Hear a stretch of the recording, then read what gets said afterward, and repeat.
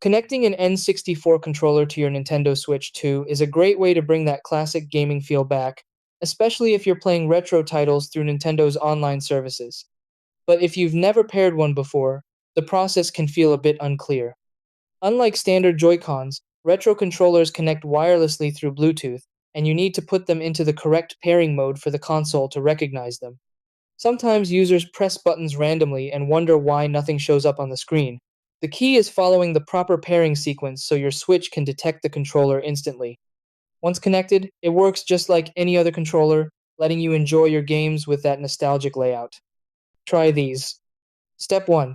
Turn on your Nintendo Switch 2 and go to the Home menu. Step 2. Open controllers from the menu options. Step 3. Select Change Grip, order to start pairing mode. Step 4. On your N64 controller, press and hold the pairing button until the light flashes. Step 5. Wait for the controller to appear on the screen and connect. Step 6. Confirm it's paired and ready to use in your games.